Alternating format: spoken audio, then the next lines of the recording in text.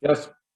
Okay, welcome to the February meeting of the Buffalo Fiscal Stability Authority. Thank you for attending. Earlier today, the Audit, Finance, and Budget Committee met and authorized the posting of BFSA's 2022-23 preliminary budget and related four-year financial plan in accordance with legal requirements. A copy of this document was emailed to you earlier. This preliminary budget and financial plan is prepared by BFSA staff, commences the public commentary period. If any director has any concerns at this time, we will now record these comments. Any comments from any member? Okay. Hearing none, if any comments over the next few weeks arise, please submit them to Jeanette. An updated version will be circulated by email as necessary. Approval of the final budget will be required at the June board meeting prior to the start of the next fiscal year. There is no board action required today on this item. So we'll begin today's meeting with Secretary Floss taking the roll call. Fred. Thank you, Chair Olson. Chair Olson, you're here? Yep, I'm here. Vice Chair Jurcek? Present. Present. Secretary Floss is here. Director Sanfilippo? Here. Here, good. Proxy for Mayor Brown? Donna? Present. Hi, Donna. Proxy Hello. for Executive polling cars, Ben? Present. All righty. Mr. Chairman, you have a quorum. How about that? Okay. Our next item of business is to approve the minutes from BFSA's December 15th, 2021 board meeting. Directors will find a draft of the minutes and the accompanying resolution in your board book under tab 2. May I have a motion to approve the minutes? So moved. Is there a second? Okay. Any comment or discussion? Okay, hearing none. All in favor? Aye. Aye. Opposed? Okay. Our next item of business is to review the collective bargaining agreement as tentatively reached between the Buffalo Urban Renewal Agency and CSEA Local 815, representing the unionized employees of Bureau. The BFSA staff analysis and Bureau submissions are provided under tab 3 of your board book. Bryce has prepared an overview for us. Bryce, would you please review this item? Absolutely.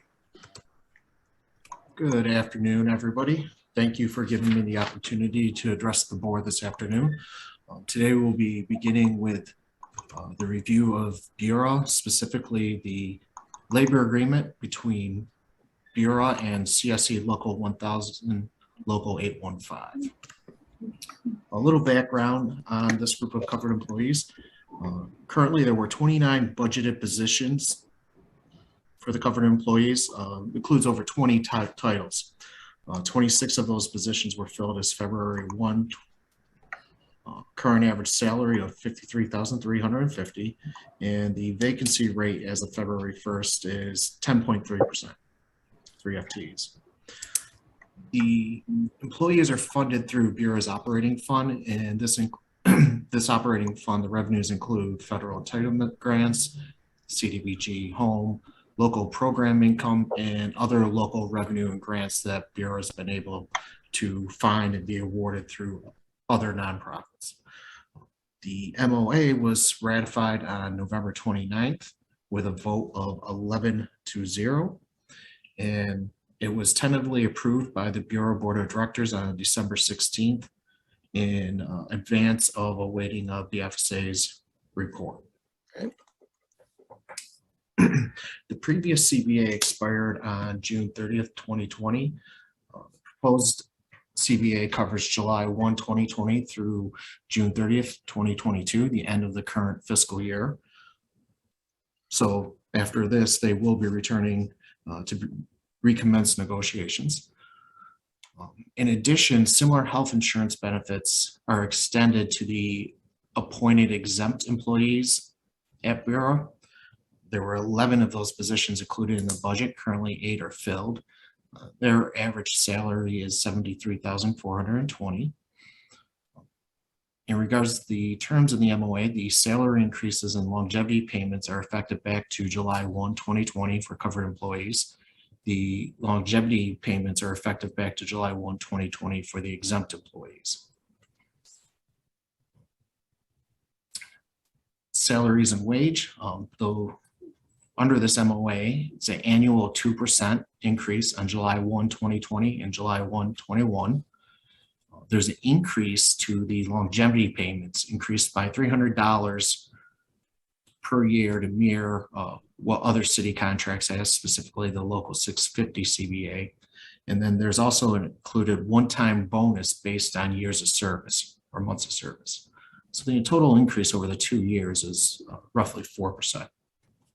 Okay. For the exempt employees, there are no salary increases included. Exempt employees do not receive step increases. They will receive the increase in longevity payment of $300, as well as the one-time bonus based on time of service. So in regards to the bonus, they broke it down by months. So between 6 and 24 months, it's a bonus of $1,000. 24 to 60 months, $1,500. And you can see on the schedule moves forward up to a minimum of at least 240 months to receive the highest bonus of $3,500. So once again, these are one-time bonuses and do not impact the employee's base salary. Next slide we have here is a snapshot of the longevity increases. Current longevity is that middle column. So for 5 years of service, the payment would be $400. You can see that it's being increased to $700, incrementally increased by the $300 based on years of service there. Changes, other changes outside of compensation include a codification of the dates for retiree health care. There was a clause in the agreement that was like effective date, ratification date without a date. So they cleaned that up and added the dates. There's an increase for work boots and foul weather gear for those individuals that work in the field. It's an increase of $100 to $400 for eligible employees. The auto allowance for those that will be using their vehicle on a regular basis increases the rate to $22 a day or $11 for a half a day. Other employees that may be tasked with utilizing their vehicle in the field would still be reimbursed at the IRS rate, which is approximately 58.5 cents per mile. And then it also includes the addition of Juneteenth as a paid holiday. So this schedule here is a breakout of the retiree contribution for health insurance based on the hire date. As I stated earlier, previous MOA had it as of the date of ratification, and this MOA really put a hard date on that.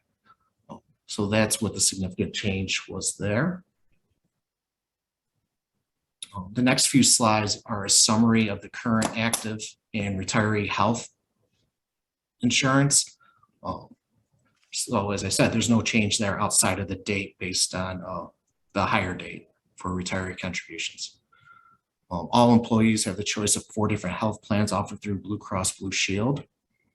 Currently, employees hired prior to July 1, 2000 do not contribute towards health insurance, and they're eligible to receive the 105H plan, $400 a year for single coverage, $550 for employee spouse or child coverage, or $750 a year for family coverage. Active employees hired after July 1, 2000, but prior to December 29, 2010, contribute 15% for family coverage and 25% for single coverage. Same benefits under the 105H plan.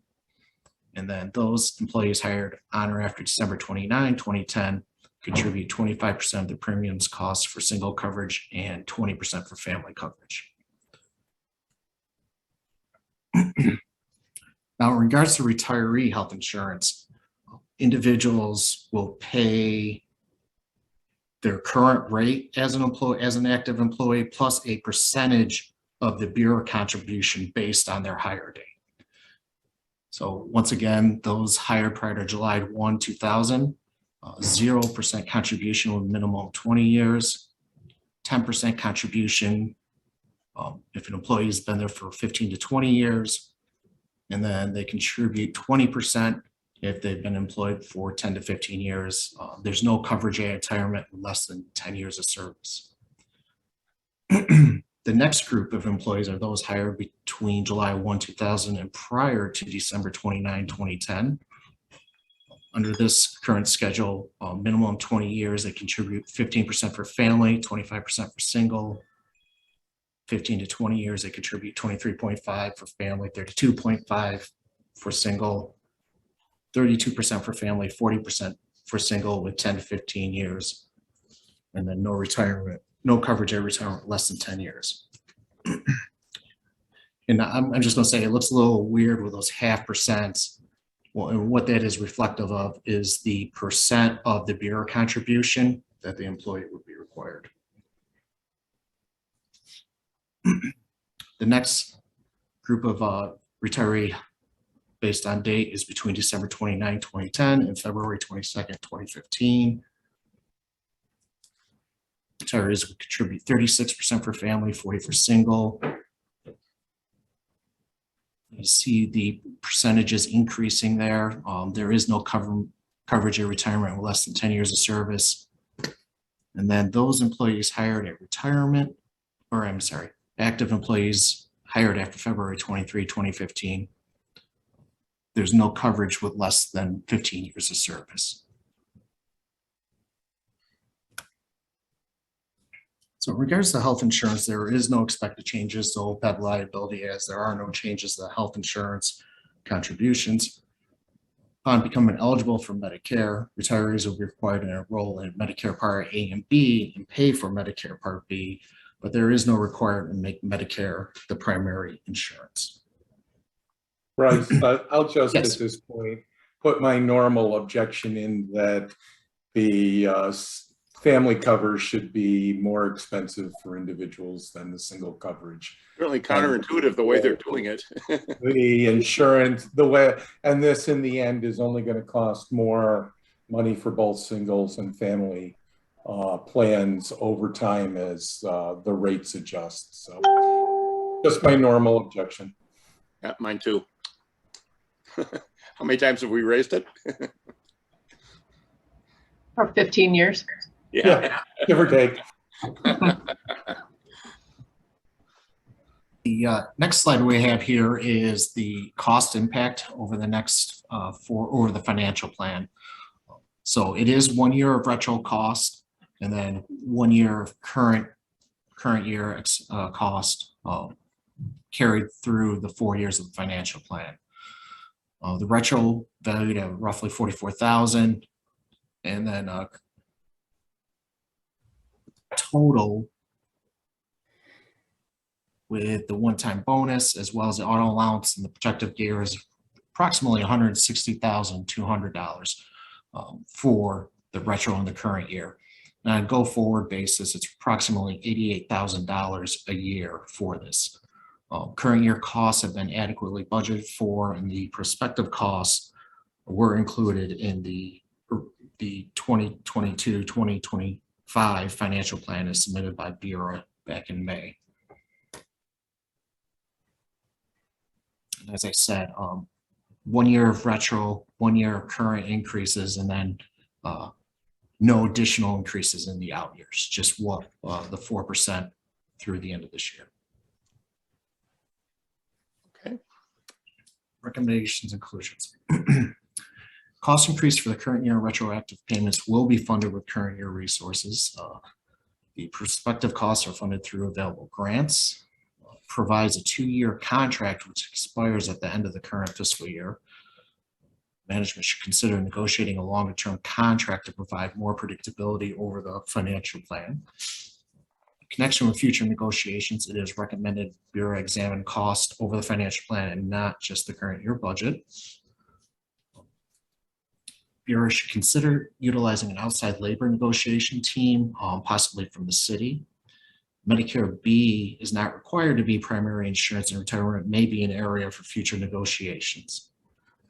future MOAs include the appropriate health insurance contributions for those hired prior to July 1, 2000, as the current CBA is silent on those employees and relies on past precedent. And then a single comprehensive is recommended a single comprehensive document be created reflecting all the MOA changes to date. And that brings me to the end of the presentation on the collective bargaining. Okay, thank you. Any questions or comments? So Bryce, have they agreed to put everything together into one document? They will be working towards that. There was agreement that it was a little difficult just matching up with the dates and pulling a few pieces and remembering to what was agreed in what year, be it with 2011 or 2015. Okay. I think that that's an important agreement, particularly going forward, if they're going to negotiate their next contract, that they actually have all the dates and everything all organized so that they're all negotiating from the same spot. I think that probably make a less contentious and less confusing negotiations.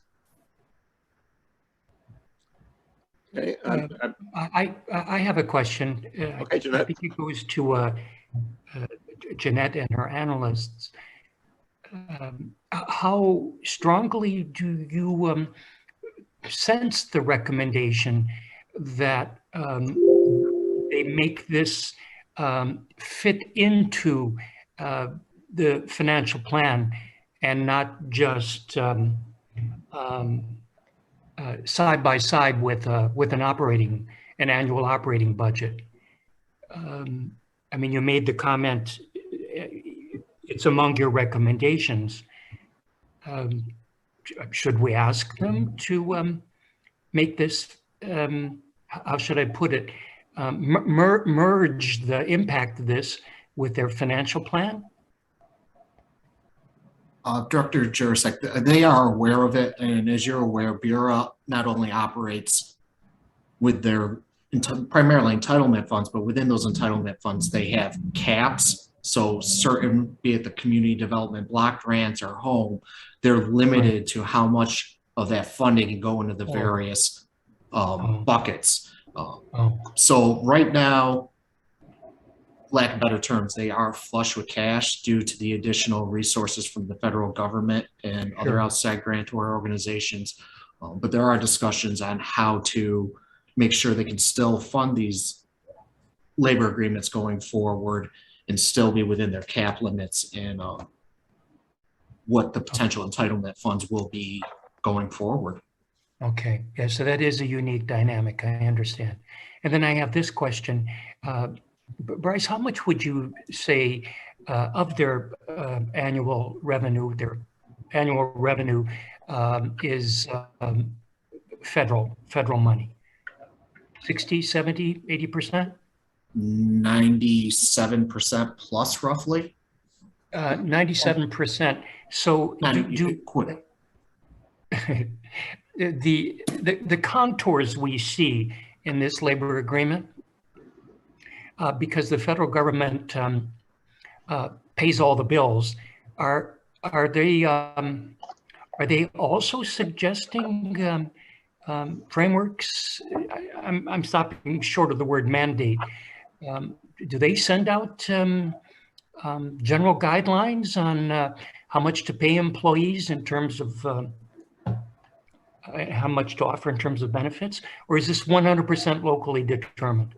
It is locally determined. That's a great question, because I was wondering about that, if there was additional pressures from HUD, from the federal government being placed on Bureau. It's largely decided internally on how they're going to fund it, as long as they stay within their cap limits. Oh, okay. All right. And, Bryce, yes.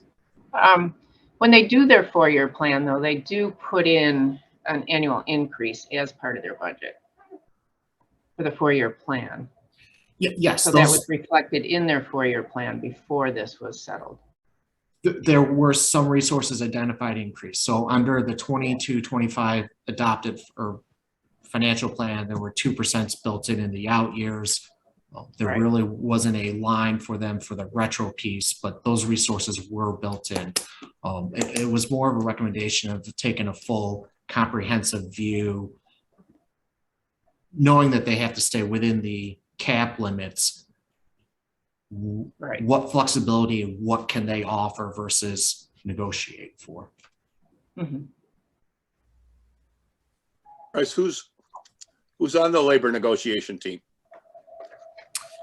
I believe on this item representing Bureau was the Director of Finance, Ms. Cooley, and I believe their legal counsel, Scott Billman, was involved as well. I think Tracy's on the line. If she can Good afternoon, correct everybody. me. This is Tracy Cooley. Yes, Bryce, you're correct. Myself, Director of Operations, Jenna Bickler, and General Counsel, Scott Billman. Yeah, I will disinter some old history here just to reflect positively on borough's leadership on back in the bad old days on retiree health care and participating employee health care. It's been a remarkable turnaround from where it used to be, certainly. And I think the city and bureaus to be under continuing congratulations for accomplishing this. They might do even more if they let Donna help. She just Any complained. other, I'm not trying to get you more work. Any other questions or comments? Okay. We'll now move on to the City of Buffalo items. The first of which is a review of the modified 2022-2025 financial plan. Report on this item along with an accompanying draft resolution approving the modified plan is provided under tab 4. Executive Director Robe will discuss this item with us. Thank you. If I may make a suggestion, there's 2 more agenda items under Borough for a brief review. Did I skip If it? you just want to go in, if Bryce can just finish it, okay? Very gentle correction. Just your Okay. direction, no big deal. Thank you. Yeah, what do I need to go into?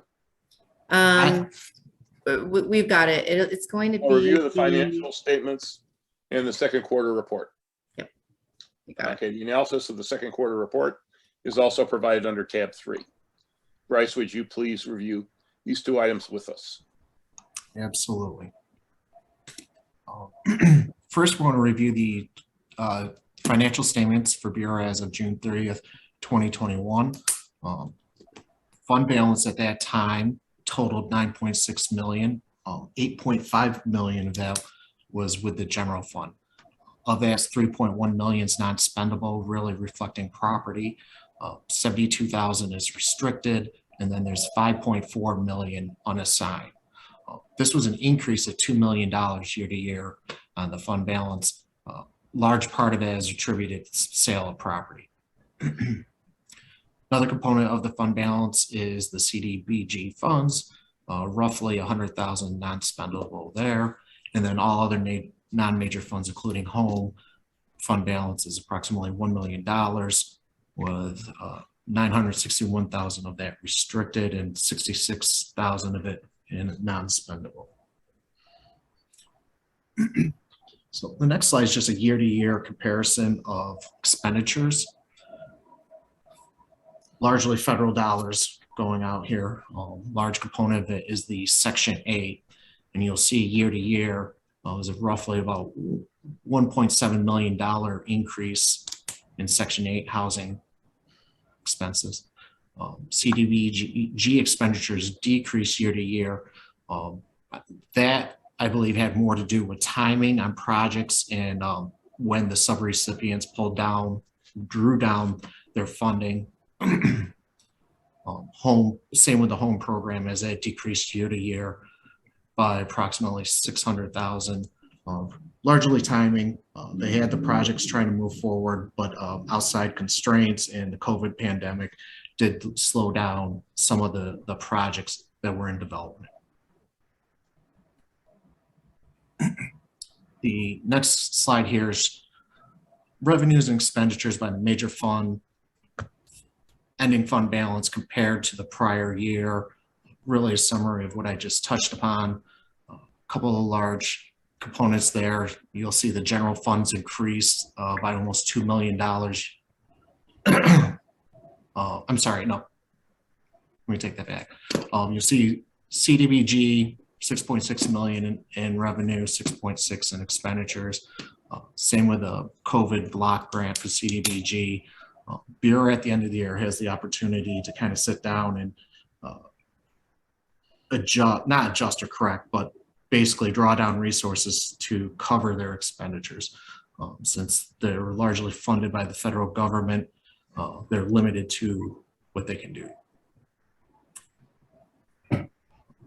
Year-to-year increase in federal grants, revenue of 2.3 million, 5%. Largest component of that CDBG increased by 2.4 million combined basis between regular CDBG allotment and then the CDBG COVID pandemic funds. Section 8 increased by 1.7 million, and then the home program decreased by 300,000. There was a year-to-year decrease in collection of program loans of 700,000.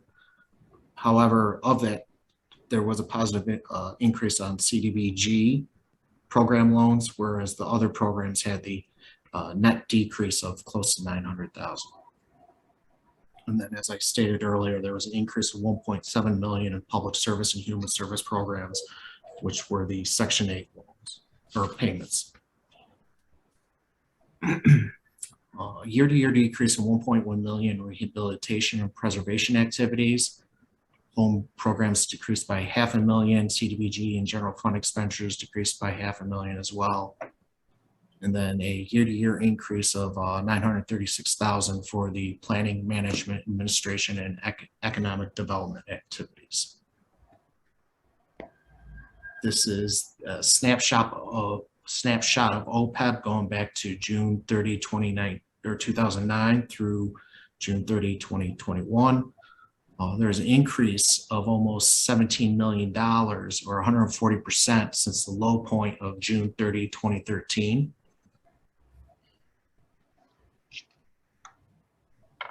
Other notable items, all prior year findings have been addressed. There are no current year findings.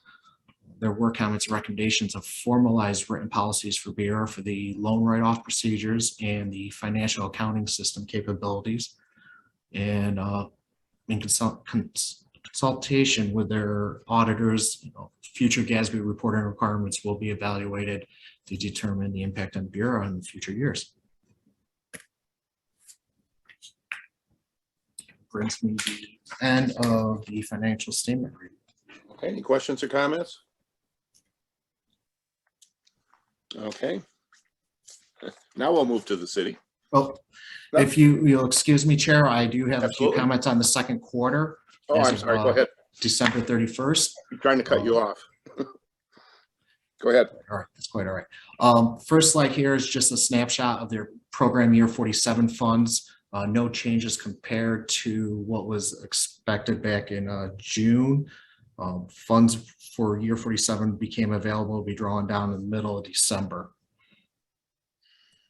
There's no significant variance to expenditures through the second quarter. 6.9 million was expended by the end of the second quarter. Due to timing, prior year funds were being drawn down up through the middle of December. Now that the year 47 funds are available, they can begin drawing down on those. 32 out of the 40 budgeted positions were filled. Salaries and fringe benefits totaled approximately 1.7 million at the end of the second quarter. Bureau's operations are very dependent on HUD funding.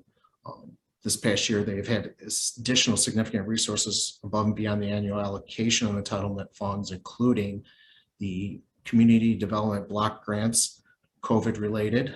They received over $1 million for the lead hazard grant, which will be expended over the next 3 years, as well as additional funds from the emergency rental assistance program.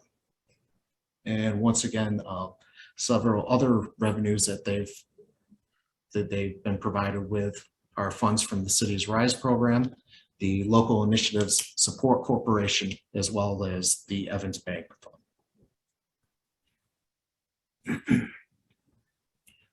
At the end of the second quarter, there is a projected year-end deficit of approximately $170,000, which will be closed out as part of the normal operating process at year-end.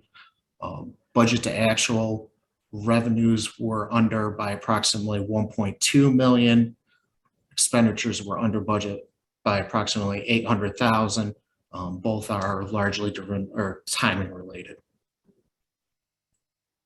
The next few slides cover various projects that are ongoing with BFSA support through entitlement grants. These projects are included in the report in the board book. So if there's any questions, we can circle back on those. I'll just go through those real quickly. We've already touched upon the tentative MOE with Local 815, which expires at the end of the current fiscal year. Over this past year, they've received additional funds, 11.4 million in CARES Act funding from HUD, the additional 1.9 million lead hazard grant funds from HUD, and then 800,000 for the emergency rental assistance program from the U.S. Treasury. So Bureau has quite a few resources available to them, but in addition, they have some timeliness in spending these funds down and getting them into the community. Recommendations include the quarter reports are reviewed compared to the corresponding adopted budget and financial plan for clerical consistencies and accuracy. Bureau continues to conduct business as usual, even after the federal execution of search warrant 2 years ago. There were no restrictions placed on Bureau's operations, and they can continue to draw down resources as needed. That brings me to the end of the second quarter report. Okay. Hi, Bryce. Fred Kloss. With Tracy here, I just have a question. I guess I'd call it the Director Arthur question. Is on the projects like Hope and the rest of them, is Bureau working with an NFTA to make sure that we have transportation for the families that move in there so that they're able to get to work and to the store and other things? Do we know? Is that a recommendation that we would like to make to Bureau, that they meet with NFTA to try to make sure that their transportation needs are met? Sure. I don't have an answer for you on that right now because that's a program question, but I will get an answer for you and get that answer to Bryce. Thank you very much, Tracy. It's just something we're concerned about, is if we're going to put this much money into these projects, we'd like them to be as successful as possible. So Understood. we Definitely. appreciate all the hard work you're doing. Thank you so much. And it's good to see the FBI is being as transparent as ever. Oh, and, Any other questions or comments? yes, this a very small question. It just seems so anomalous, at least in terms of my experience with Borough. How is it that Evans Bank is part of their revenue stream? It just seems anomalous. I'm guessing it's small, but it just seems, gosh, just anomalous. Director Jurasek, I can go back and provide the numbers, but it was some funding over the last couple of years, and it was some targeted programs similar to first-time home buyers program, helping with identifying and monitoring potential zombie properties. So two of the items. So it's corporate philanthropy? Evans Bank, this is Tracy. Evans Bank gave a contribution driven by some circumstances they were going through that offered Bureau, I believe, $475,000 a few years ago to assist low to moderate income neighborhoods. with projects like Bryce just mentioned, along with rehab work and things like that. Any Uh-huh. revenue we receive now is just loan repayments. The grant itself has been fully expended, and now Oh. we just take in loan repayments. All right. This is Andy. I was going to ask the question. Would it have been because they have a low CRA rating? It may have Made been that that. contribution? It may have been that. Okay. And the CRA, is that mandate to turn a portion of revenue back to the community, or what does CRA mean? Yes, the Community Reinvestment Act.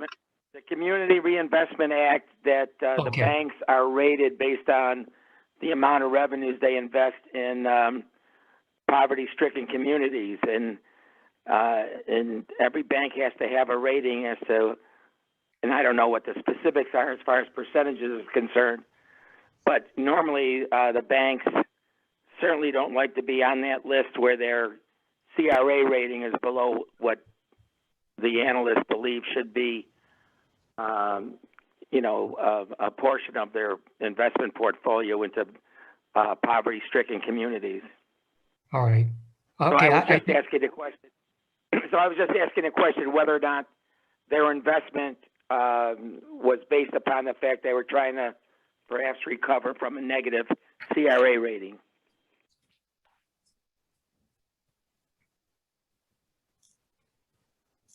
I can say in my experience long ago, when I was dean of the law school, we had a couple of alums who were very involved, and for a bank, they did have a charitable perspective, including for the law school, which was greatly appreciated. Any other questions or comments?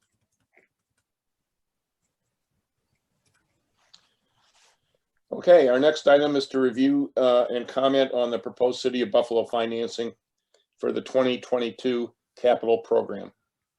The board book includes 3 items which we will be discussing, including a staff memo on the final 2022 capital budget, staff memo on the proposed borrowing, and the pricing differential analysis as prepared on the proposed borrowing by BFSA's financial advisor. Attending today are financial advisors Mary Francoeur and Whitney Warren, who can address any questions you may have on the pricing analysis.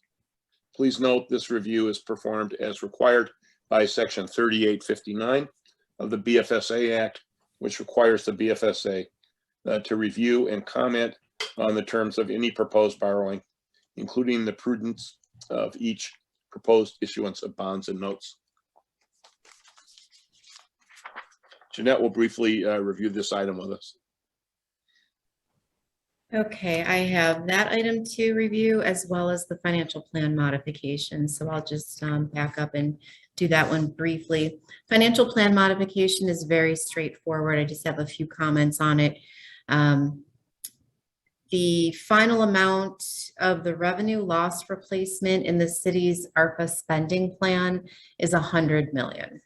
40 million of that was used on for the fiscal year that just ended June 30th, 2021. 60 million is the new adjusted federal stimulus over the 4-year financial plan. To get to that $60 million amount, ARPA funds were adjusted downward by the $27.6 million. And to reflect this reduction in federal money, and this is just the federal funding for revenue replacement that was lost because of the pandemic. So the money just shifted from that area into other spending areas, program spending. To offset that, sales tax is adjusted upward in years 2 and 3 and 4. The adopted budget, there's no changes to year 1 or the adopted budget at all. So with respect to sales tax, the original plan reflected the uncertainty of the impact of the pandemic on this particular revenue stream, and it was conservatively estimated. Sales taxes have continued to be strong. In fact, I want to point under tab 8 of your board book, there's a state controller report on sales tax growing over 19% year to year in 2021, and that it now exceeds pre-pandemic levels. So sales tax is going very strong. Sales tax in the financial plan are adjusted upward by a total of 38.4 million. In year 4 of the plan, that provided more than necessary for sales tax, and the offset was just to reduce a category within miscellaneous revenue for the sale of capital assets. So basically, in a nutshell, it's a flip in the financial plan from bringing ARPA dollars down to agree to the final ARPA plan, spending plan, and then increasing sales tax as that recovery is sufficient to backfill this change in the ARPA funding. So our analysis found the revenue estimates for sales tax to be reasonable, the plan to be complete and compliant with the BFSA Act. The amount of the sales tax increases to 102 million in next year's projected estimated revenue amount. That's even less than what BFSA is projecting for next year. So we found those numbers to be reasonable, to be even on the conservative side. And I will take any questions that, or Donna, on the modified financial plan at this time. So the downward projection for SLRF usage, that's based on the final rule calculation, Donna? You guys went down after doing that compared to the interim rule? No, we went down because our plan that was filed with the federal government was for $100 million. So we were mirroring that 100 million. Not because that's all we had to use for recovering revenues. Okay. So, but you know, because there was the formula that first came out of the interim rule that would give you your plug number for revenue loss. So when you guys did your first quarter report, that was still the same number as the original plan for revenue loss, or? Yes, it is. It was, okay. Right, and they're using less than what's allowable for the revenue recovery based on that formula. Oh, interesting, okay. Are there any further questions for representatives of the City Controller's Office? Or any comments the City Controller's Office would like to make at this time? I am going to move you to page 5 of your annotated agenda, Nils. Yep. Sorry, I know we're moving around a little bit on you. So there's a resolution on the modified financial plan for the board to consider. Wait a minute. Yeah, I skipped a page here. Okay. Yeah, that's okay. Okay. May I have a motion to approve the modified 2022-23 financial plan? So moved. Is there a second? I'll second. Any questions or comments? Hearing none, all in favor, say aye. Aye. Aye. Opposed? Okay. Okay, so I'll move into the capital borrowing. So for the capital borrowing, let me catch my bearings here. Okay, wrong page. So the 2022 capital budget was approved by Common Council in December. The final 2022 capital budget is 34 million. The final budget reallocated dollars from the citywide infrastructure line by $50,000 per council district for a total of 450,000. This leaves 800,000 for citywide infrastructure projects, and each council is allocated $400,000 each for improvements. The final authorized but unissued balance after the sale of the bond will be 18 million. Of that 18 million, 7.9 million is reflected in the 5-year capital plan, with 10.1 million remaining with project funding to be determined. Our recommendations in this report mirror the recommendations in the report that we already issued in December. We just reiterated them here. It is to plan out and or identify project funding for the 7.9 million of projects that are authorized but unissued and have yet to be determined funding. The second one is we continue to advise the city to gradually reduce bonding for general operating expenses, including things like tree trimming, tree planting, and demolitions. And thirdly, just the recognition of the careful consideration necessary in determining how to allocate ARPA federal stimulus and potentially identifying funding to enhance the capital program of the city by possibly funding some of the projects that are authorized but unissued. From a historical perspective, BFSA has not issued debt since 2007. In contemplation of moving from a control period into an advisory period, the city recommenced borrowing back in 2008, and it has continued to do so since that time. BFSA's ratings remain unchanged. The city's underlying rating remains unchanged from last year. However, both Fitch and S&P revised their outlook from negative last year to stable this year. So that was an improvement with respect to the bond ratings. This represents a 3 to a 5-step difference on the bond rating scale between the BFSA and the city, and that's due primarily and solely to BFSA's intercept provision of the sales tax and the state aid, city sales tax and state aid. The recommended debt limit for 2022 is 25 million, and that full amount will be utilized. And the letter that comes out in August provides a 5-year or 4-year projected amount for the next 4 years. Again, the district has not requested bonds to be sold on its behalf. They're going to be utilizing refunding savings from the Joint Schools Construction Board refunding. This is just a copy and paste out of the report, summarizes the proposed pricing that was provided by the financial advisor for the city of Buffalo. Important things to cite on here is that it is structured to be a tax exempt bond. It will be sold competitively. So interest rates will depend on what happens on that day of pricing, of course.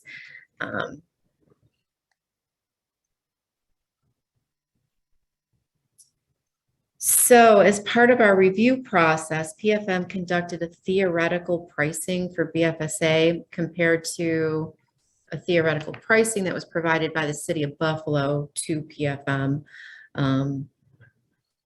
which is the city's financial advisor provided that information. The total present value savings, very conservative, it's a conservative estimate of a BFSA sale versus a city sale, is present value savings of $120,566. In actual dollars, it's $133,673 over the life of the bond.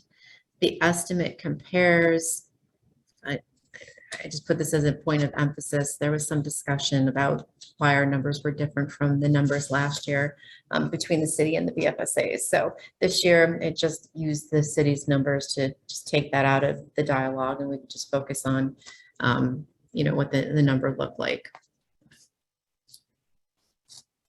That is my summary on the pricing and the potential savings.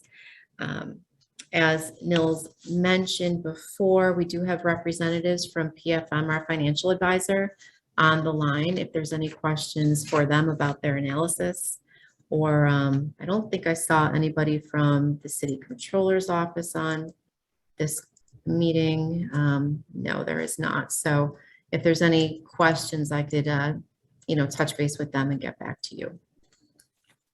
I guess my comment is that as we see at the federal level, inflation and interest rates start to rise, that this number is going to get larger, and that I would hope that we would continue to make sure that we look at this number. We might not think that 133,000 is a lot of money. It's still a reasonable amount of money that we should be saving. but that number could grow substantially as the gap in the net interest goes up between these ratings, even if the ratings stay the same. So I don't know if our financial advisors want to say anything about what their projections are over the next few years on interest rates and what they think the impact would be.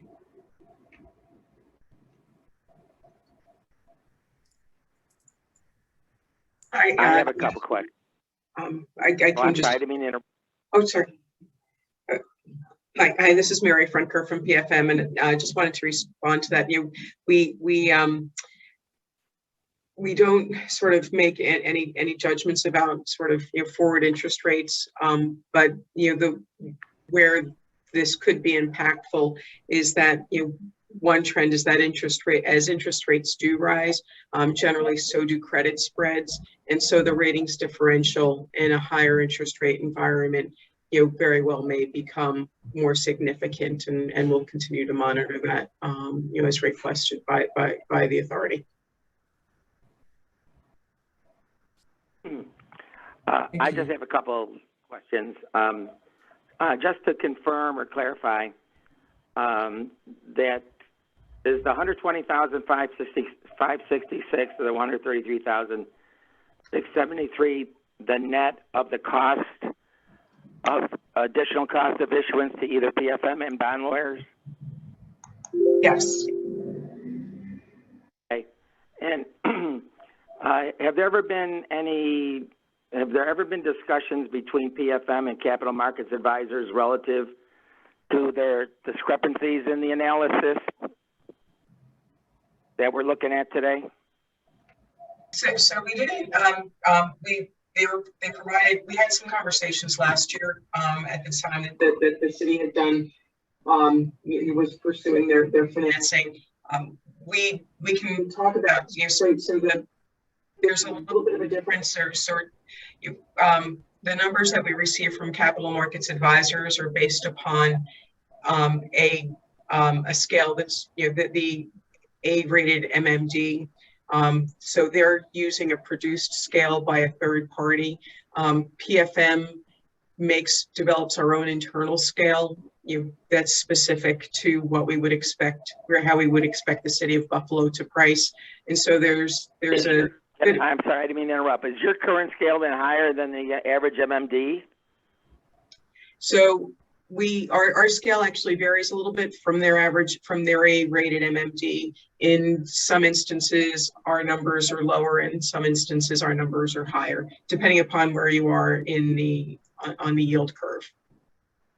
Okay, because I didn't know, based on the discrepancies between you and them, I didn't know whether or not you or they sit down and to try to arrive at how you arrived at your numbers and how they arrived at theirs. And obviously you just told me you have an internal scale, but they use the average MMD scale in probably computing their numbers.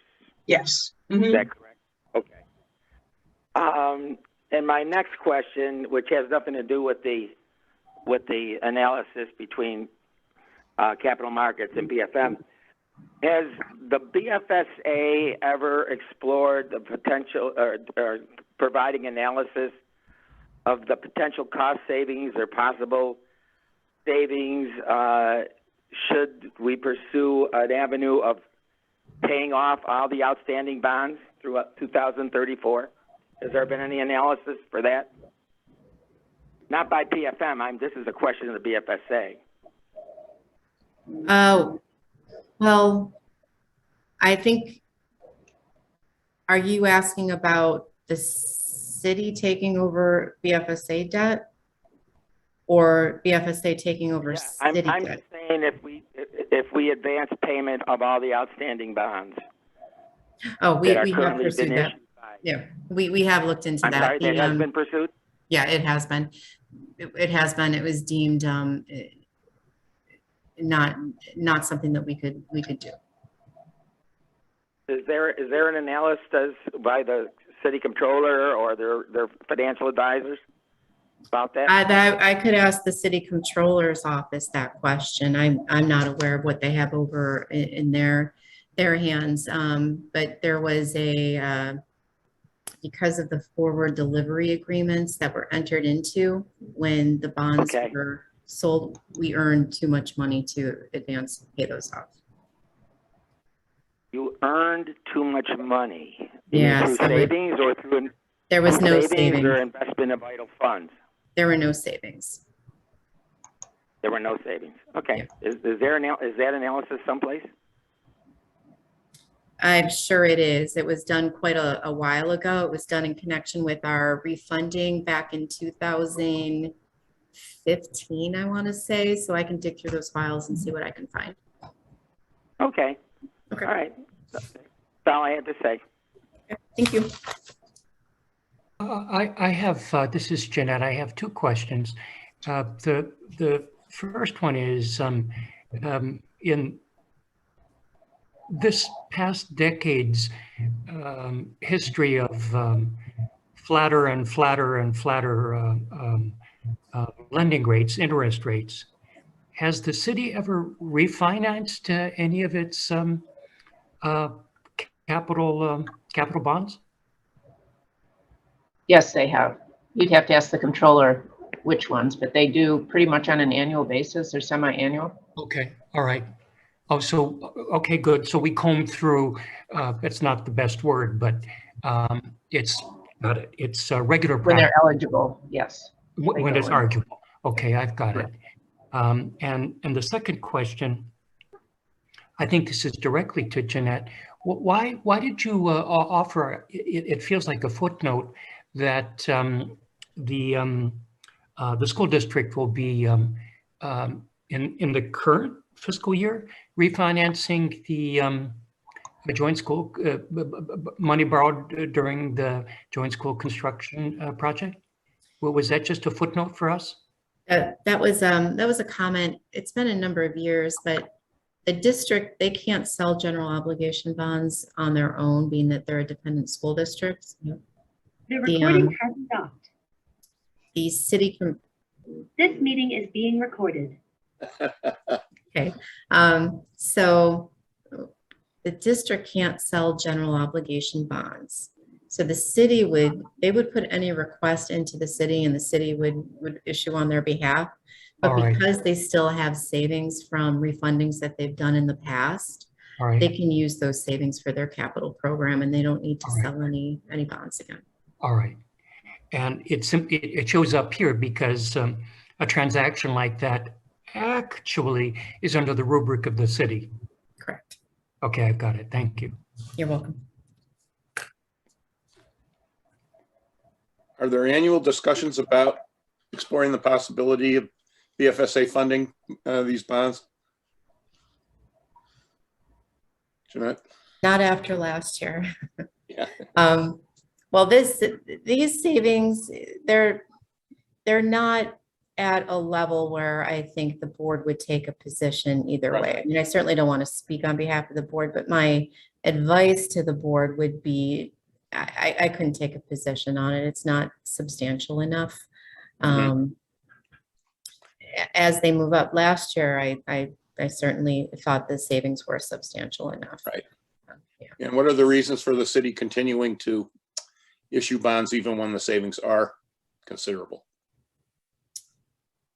The statement that came from Common Council, I don't know if I want to say this is the city's position. Maybe Donna can add to it, but I know Common Council made the statement that they would be interested in pursuing to early terminate BFSA when our bonds are sold. That was where I was headed. That's what it was. Yeah. It's reassuring we have such a close relationship given the enormous financial the city has gotten from BFSA during the control period.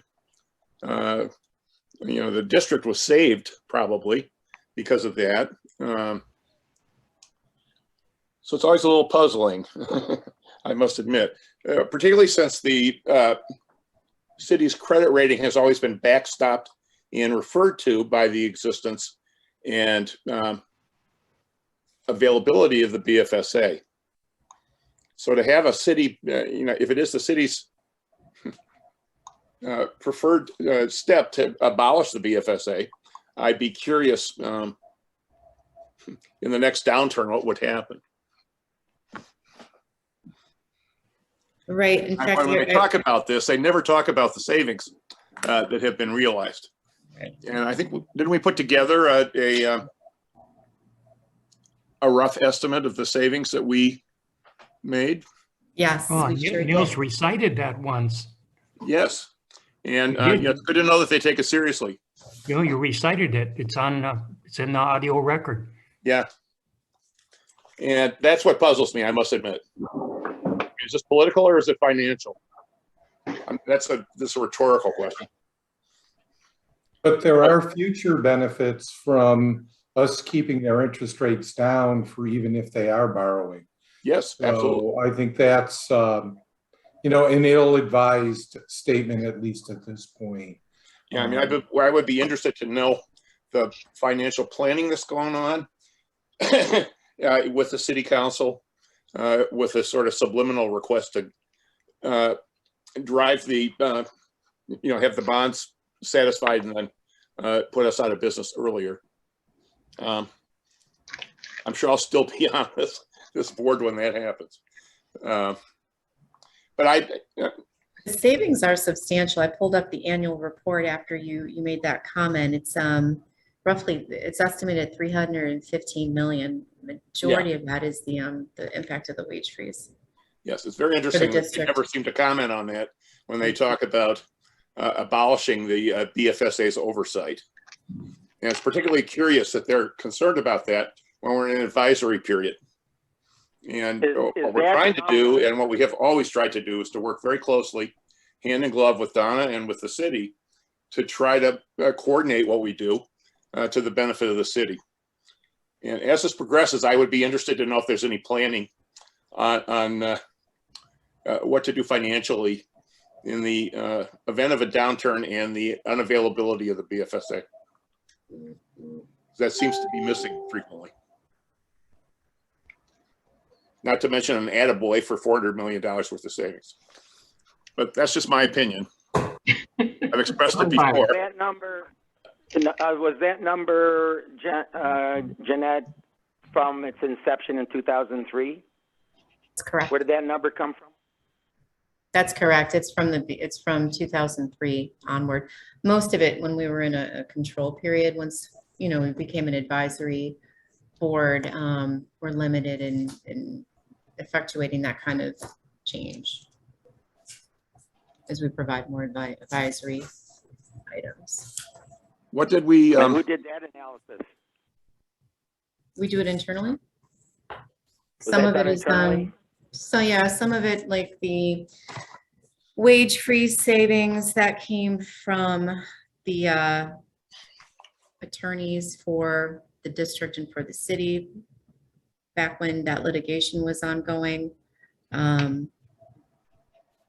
Yeah, I can email this to you if you want to take a look at it. No, I just didn't know, how that was developed and who did it and how'd you arrived at it. Yeah, all the amounts are derived differently depending on like where it comes from. One of them, like I'm looking at savings on debt issuance costs, 5 million. There was a suggestion that our financial advisors made on a sale that ended up saving the city about $5 million. So that's represented on here. That would have came from our financial advisors back in that year. So it's all different sources. It's not one set source that we go to put those numbers together, and then we carry it forward and update it as necessary. Okay.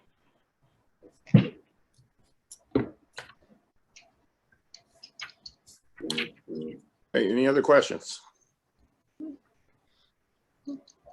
I would just emphasize one further matter that's always interested me, and that is the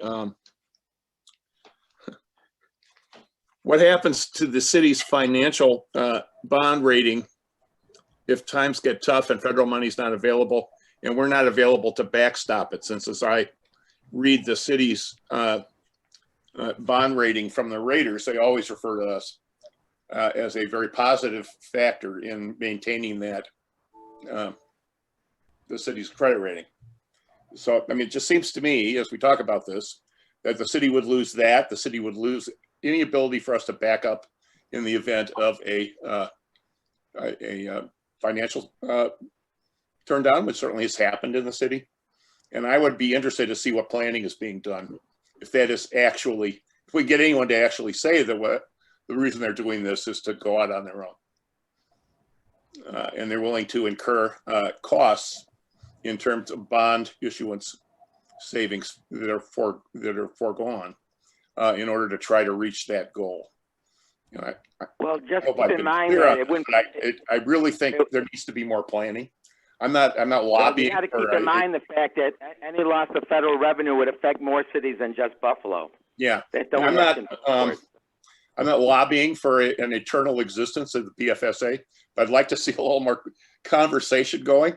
If this is in fact the council or the administration's or the controller's position, that it would be a good idea to continue issuing bonds and consolidating things so that they could petition the legislature to take us out of business. And I think there really needs to be more conversation about this if that is the case. So I'm lobbying not for a continued existence, but for a little bit of conversation and clarity as far as what's going on and what the assumptions are here. Because it's a fairly big step. Well, the one thing you got to keep in mind about the city's credit rating. Yeah. The one thing you got to keep in mind about the city's credit rating, like no other city has in place, is a capital debt service reserve fund. That the security on all our outstanding debt is collected prior to the use of any tax revenues for any operations until that year's debt has been secured and set aside, which, by the way, would automatically, to me, we should spend more time lobbying the rating agencies for AAA ratings, because there's no way the city, regardless of their federal aid or whatever, would ever default on their outstanding debt. Yeah. I mean, if there's ever been a disservice to the city of Buffalo, with that policy in place, and obviously Donna Estridge and the rest of us can speak to that, and I'm wearing a different hat right now. I'm just saying that over the years, the city of Buffalo has been pretty much screwed by the ratings it's been getting, even though their outstanding bonds are reserved and paid for before they can even use a dime for any operations. So The rating agencies always speak to that covenant that we have in our charter. Exactly. And it's got nothing to do with the control board. So it's not like the control board directs what our ratings are. They may mention it, but the rating should be really based on the security of your outstanding bonds. And all our outstanding bond debt service is paid up front before we can even, like I said, use a dime to pay for a teacher or anybody else in the city's, under the city's rule. Right, I was just referring to you guys. I think the consistency of the reference is important. I agree with you that we could and we should probably do more to lobby for an increase in the city's rating. But again, if they want to get rid of us, maybe that's not that in the long run, it's not going to do very much either. I'm just calling for more transparency and conversation about this. We always seem to talk about it behind our hands, and I've heard different things at different times. And I think it would be very useful if we were to start having some regular meetings at some point with the council and the administration to discuss this. It's not a small step to do away with the BFSA, particularly in light of the history and the city's volatile finances from time to time. And it would be useful, I think, to at least have a dialogue about this. And I think the public should know also, because it seems like kind of an abstract and not too important thing, I suppose, whether or not you have an advisory BFSA or not. It's almost a white elephant. Well, I think that this board should have some internal dialogue too. Yeah. amongst each other. Yeah, I agree. I agree completely. How we do that, you know, with the open meetings law, we have to be thoughtful about it, or we could do it during our meetings. But yeah, there's a white elephant in the room. It's just that nobody ever Yeah, talks. no, I don't I understand the open meetings law issue. I agree with Niels with, how should I put it? With this embroidering on what he said. Niels, you spoke twice to this issue at the macro level. And after you spoke the first time, each time clearly, after you spoke the first time, you said, well, that's my opinion. I would like to point out that that is not just your opinion. The board has consensus on this matter, Right. and we have pressed the point at least across the last 2 years. So this is not, how should I put it, a moment in today's meeting. Right. This is macro level. Yeah. And I agree with, I heard Andy's sentiment. Niels restated our consensus. I think we should address this methodically and carefully, and not just alone, with whichever other players, leadership in council, as well as the mayor's team. Yeah. I agree. We need more internal development of this. It's a pretty important issue. We need to talk amongst ourselves, get a sense of what our view is. Also be very helpful if we could meet with the doubters in the city with respect to the BFSA's continued existence. As I say, it's just, I hear about it all the time in these meetings, but I never hear what the plans are once we're gone. And it's always the case, you're going to miss us when we're gone. Any other discussion?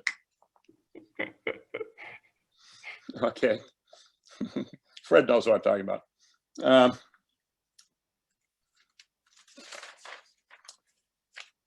Our next agenda item is to review the updated analysis performed on property tax exemptions in the city of Buffalo. The staff analysis was updated based on the results of the final tax roll dated March 1st, 2021. The staff report on this matter is included in tab 4, which Bryce will now discuss with us.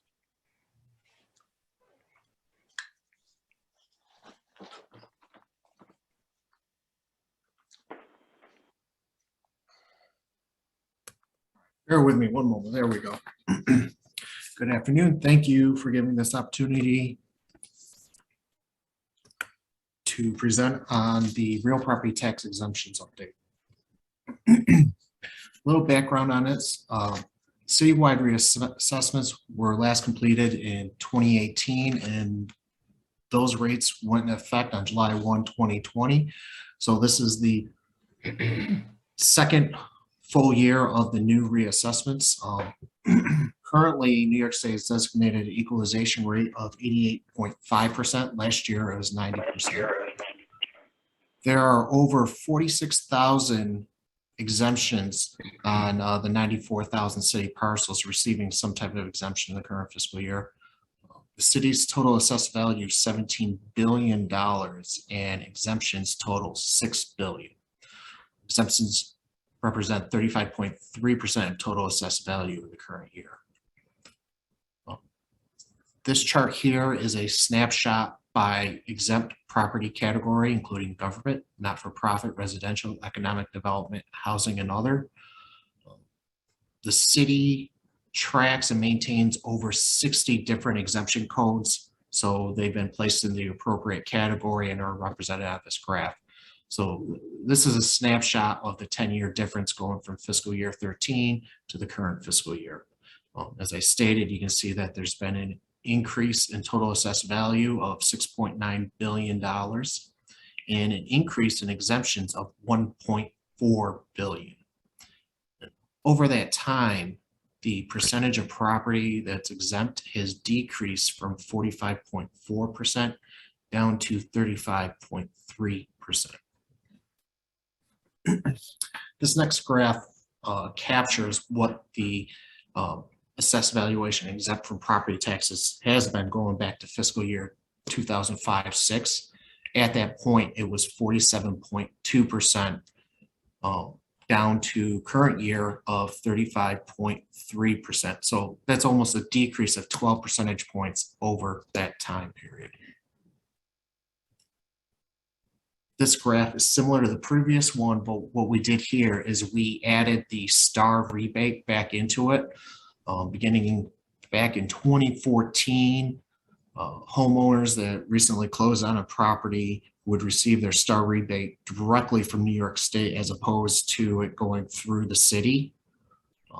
So we just added, that's what that red line there is adding back in what the STAR piece is and what the exemption value is. So currently, as I said before, the percent property exempt is 35.3%. You add back in the STAR, that takes it up to about 38.6% exempt properties.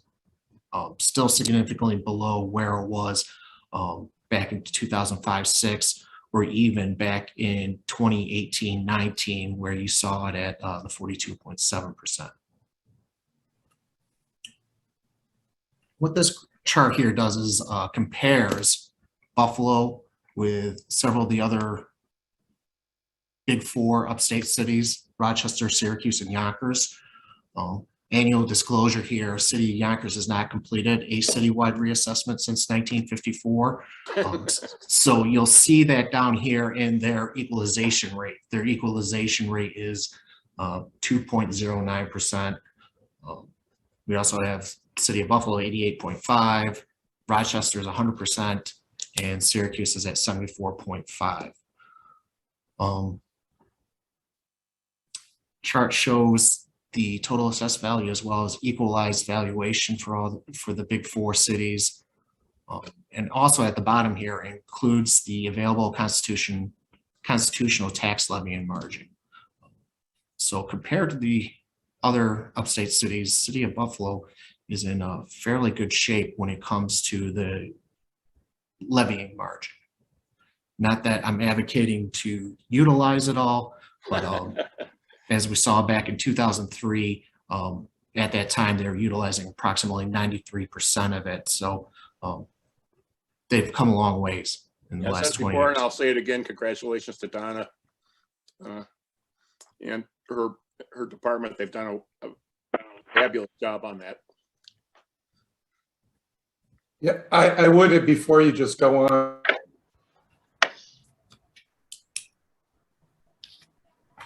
Sorry, that we look at the pilots there and realize that even compared to Rochester, our ability to get pilots in the City of Buffalo should be a major emphasis. And I think the control board should be pushing for it as well as the city. But it's obvious, particularly with the new medical school and other things, that we need to redouble our efforts in getting pilots. So I mean, compared to, you know, even Syracuse, which is a much smaller city, the amount of pilots that they're receiving is twice of what we have almost. So it seems to me that that's an area that we need to explore. Okay. But it's very encouraging and impressive, the increase in the available constitutional tax levy. Certainly when we were created, there was virtually no room at all. So this represents a major accomplishment. Anything else? Okay, I would only, I guess, concur with Fred's reference, which is the expanding presence of both SUNY, particularly UB, and the medical school in the city, creating obligations, obviously, for the city to provide protection and other services without receiving anything. And it would be useful at some point, and I don't know when, I think, for UB, Upstate, in particular, to sit down and see if they can arrange for some kind of pilot ongoing, because it's a significant change in that neighborhood, that's for sure.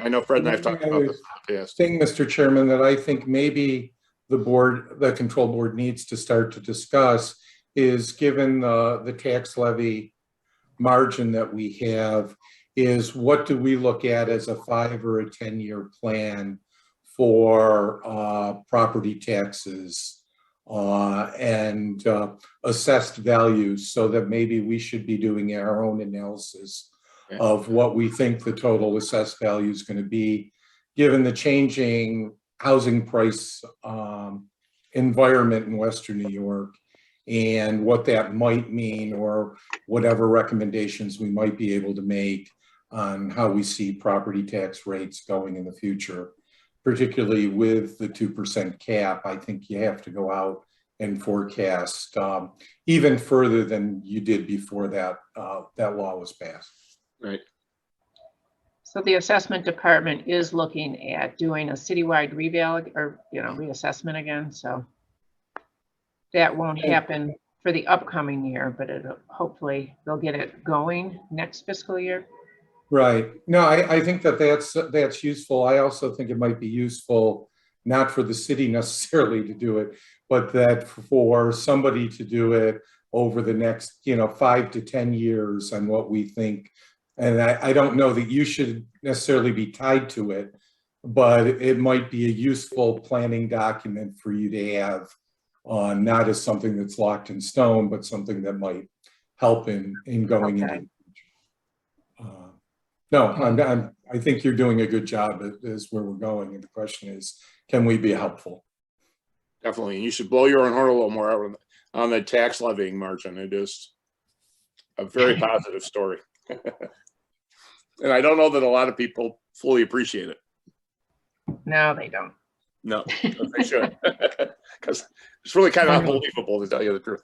Okay, we're going to move on to now, Jeanette, I'll move on to the final two city items to be addressed, including a review of the city's second quarter GAAP report and the proposals within the New York State executive budget that could impact the city of Buffalo.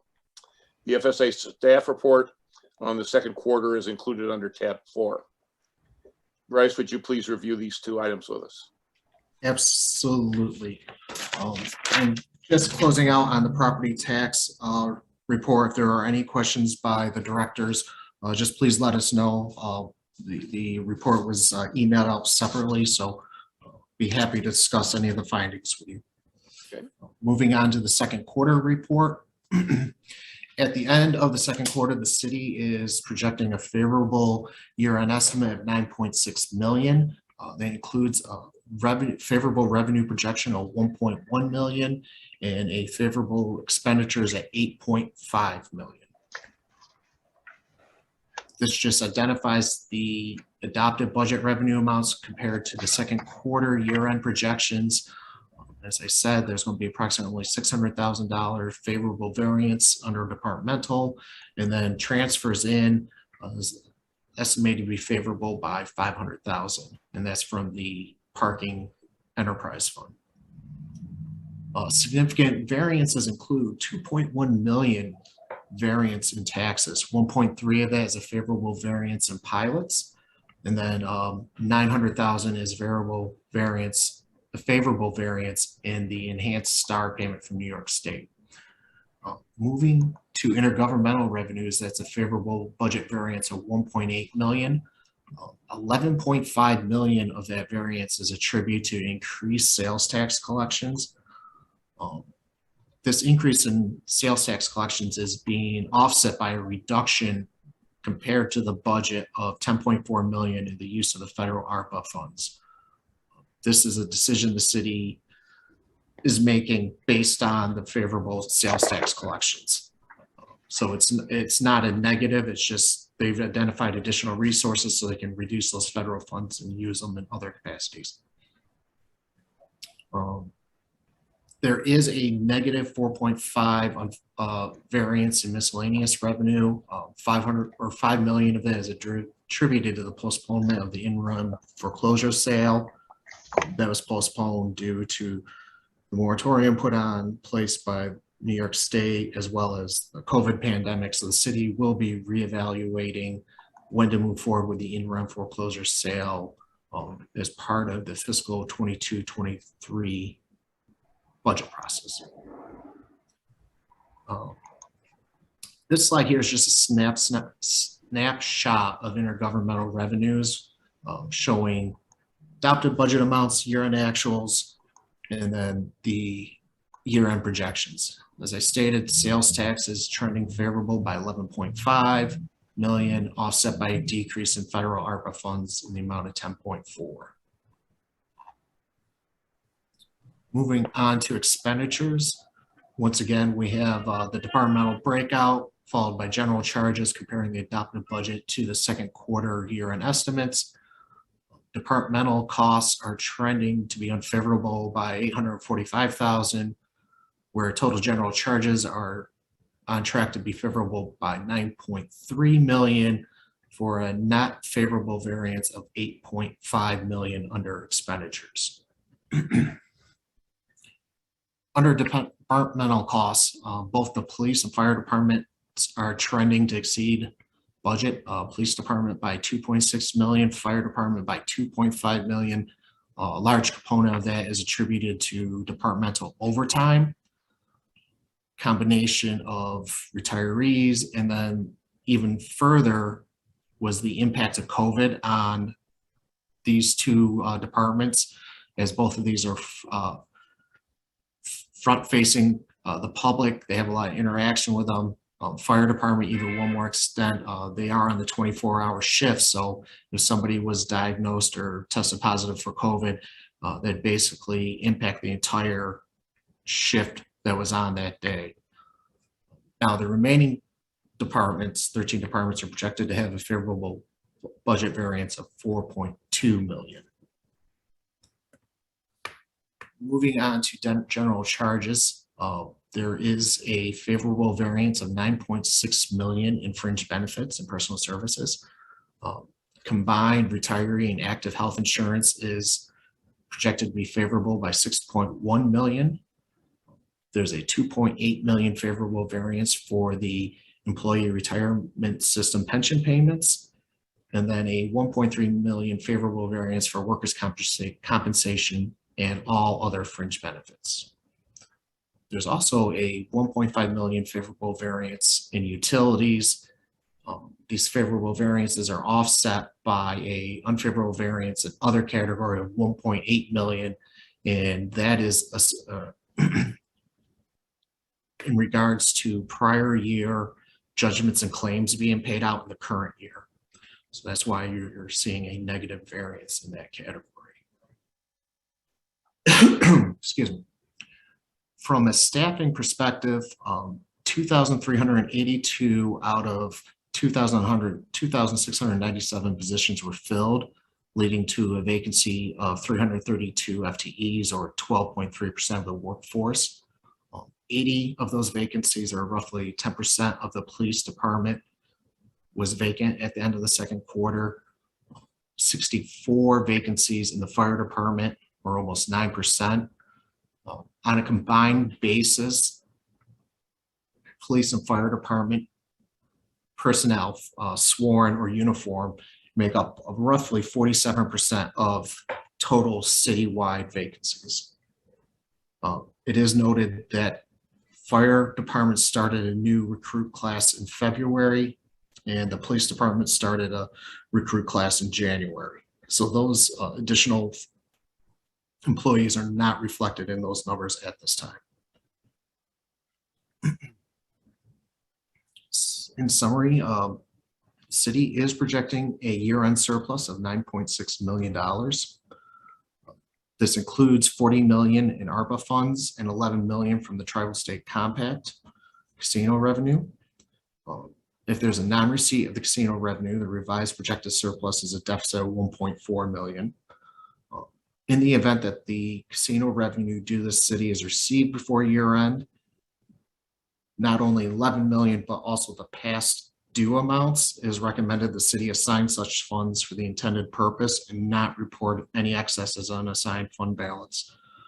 As a reminder, the tribal state compact funds were included in the out years of the financial plan, particularly years 2 and 3, higher than the annual allotments to fund those years. So that's something that needs to be planned for accordingly. And that brings me to the end of the second quarter report. Okay, any questions, comments? Okay, we'll now move to district items. Excuse me, I'm Chair sorry, Olson. you still have a further report. Yeah, just Sorry if I a keep few trying to highlights. cut you off. No, that's quite all right, sir. Just a few highlights from the governor's proposed budget. As a reminder, these are just executive recommendations and currently being negotiated in Albany. Key revenue actions, grant permit sales tax authority to counties at either 4% or their current rate if it's higher. Also apply a sales tax equality for vacation rentals. So this would include bread and breakfasts, Airbnbs, and others to the same rate as hotels and motels. They can share the pain in that. Resume general fund aim for towns and villages. Currently, there is an intercept through the sales tax that towns and villages receive what was their former aim payment under the executive proposal that would eliminate the sales tax intercept, and this aim payments would be recommenced from the state's general fund for those villages and towns. Provide a market rate of interest on court judgments, would bring down costs for the city or communities. There's also encouragement on the countywide shared services match. Several of these programs have been discussed in the past. Once again, state aim is being held flat, $161.3 million over the financial plan. Executive budget includes additional cybersecurity funding for state and local governments, additional local funding in the ways of transportation funding, particularly the CHIPS base, transit operating aid, extreme winter recovery aid, state touring routes aid, and Pave New York are all additional ways the executive budget's trying to provide more funds to the local governments. And then in the governor's executive capital 5-year capital plan, discussions on funding the work to begin and reconnecting neighborhoods across the Kensington Expressway. The next slide is the eliminating duplicative overlapping governments. These are a lot of the reorganization grants that they've provided in the past years.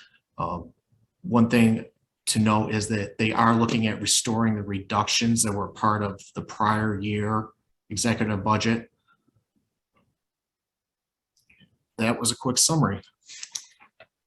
Okay, any questions? Hearing none. Now we'll move to the district items. First item is a report on the proposed compensation increases for exempt employees as requested at the last board meeting. The report is provided under tab 5, and Jeanette will review the findings with us. Thank you. So right at the December 15th board meeting, there was a discussion about the proposal at that time from the superintendent to provide raises to his exempt staff. And we were directed to take a deeper look at that request. So one item that was requested was to get the support behind the numbers that the superintendent had provided in his memo from the other salary structures from the other districts. And we were to analyze that. We were not provided that data by the district. So that's why you don't see anything of that nature reflected in the report. So quickly, the exempt staff raise proposal, again, this is from the superintendent. This isn't from the Board of Ed, but it's going to the Board of Ed. It has not been formally added to a Board of Ed agenda at this time. It was reviewed by Finance a couple weeks ago. So it's out there still. The proposal includes salary increases for 33 exempt employees. There's a total of 34 exempt employees, but one person is being promoted to an existing position, and that base salary for that existing position is remaining the same. So when we look at this, we're looking at the 33 actual increases. Now, the proposal splits the group of employees into cabinet members and non-cabinet members. So for non-cabinet members, the increase ranges from 10 to 40%, which is a pretty wide range. The average ends up being 12.1%, and that's all upfront year one increases is what the superintendent proposed. It's a 4-year contract, so what he's calling for is get the raises up front, and then over the rest of the 4 years, it's held flat. There's no more increase. Now, the proposed increase for the 17 cabinet members ranges widely. Nathan did this analysis. He put together a nice summary for Appendix A to the report that lists all the titles, all the existing salaries, and all the proposed salaries. So if you wanted to look at that deeper, I would direct you to Appendix A. So non-cabinet members, average increase 12.1. Proposed increase for the cabinet members is 17.8. Based on that proposal, Nathan ran the numbers, and based on salaries, payroll tax increases, and pension increases, is estimating that the cost would be 3.1 million over the financial plan. So that's a total cumulative 4-year impact, 3.1 million. Theoretically, phasing it in, if the raise was to be provided equally over 4 years as opposed to upfront and then held at 0 for the next 4 years, would result in a total cost of $2 million. So that would be a $1.1 million difference. It's just a different way of looking at it. He also looked at cabinet level salaries to area school districts. And this was made from data that was pulled directly from the New York State Education Department's website. And while, you know, we recognize that there's differences in job titles and responsibilities, it gives a good sense of what the cabinet members are making in other districts, and presumably, you know, the work is being, while titles are different and salaries are different, the work is being conducted. So based on this comparison, it ranges. So it's from a low of 135,000 for the Amherst City School District, up to a high of 168,000 for the Williamsville School District. The proposal for Buffalo is at 174,000. So the city of Buffalo would be on the high end of comparing it to the local districts. And then the final look was, theoretically, if these average raises were provided to teachers and administrators who've been out of contract, what would that do to the financial plan? You can imagine the costs are high, estimated at 200 million over the 4 years financial plan, which, you know, clearly would be unsustainable. We're not suggesting that that's where they're at from a negotiation standpoint, but it was just an exercise to see what it would look like if it was something that was provided to union teacher and administrator members, as well as the non-union folks. So I will, that summarizes the comments. I'll move the meeting back to Nils for board discussion on this item. Okay, I wasn't at the last meeting, so I'm a little bit in the dark. What is the justification? Retention of the workers? The justification was that they were going to lose top cabinet level members to other local school districts because they weren't going to pay a competitive salary.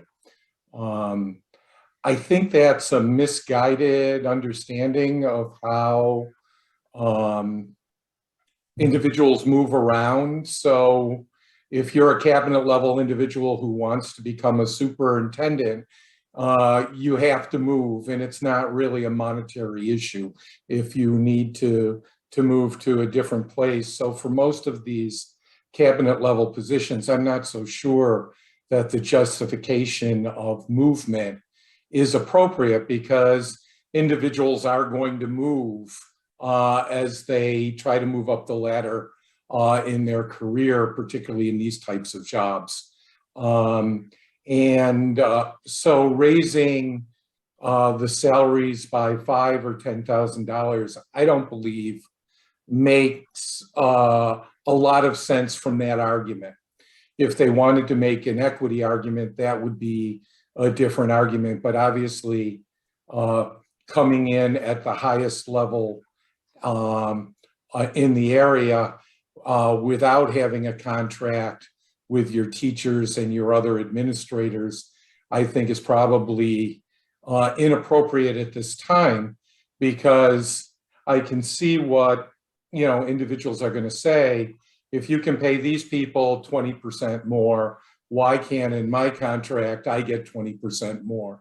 So I think it's going to lead to hard feelings, make it harder to retain and keep teachers, where you could make the same arguments that they made for their cabinet level individuals. So I would hope that they would reconsider this at this point and work on getting their other contracts settled first. And if those come and are well received, then maybe we can talk about the non-exempt, or I'm sorry, the exempt workforce. You're not suggesting that there's bad relations between the teachers union and the administration already? I'm not getting in between any of them. Okay.